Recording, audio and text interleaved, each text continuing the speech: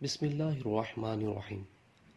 السلام علیکم ورحمۃ اللہ وبرکاتہ۔ رزق میں کشادگی کا وظیفہ۔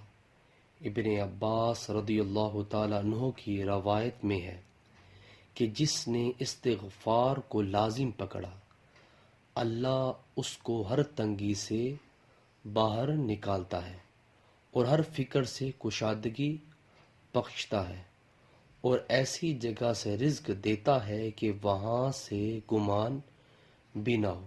نیچے والا موجود ہے۔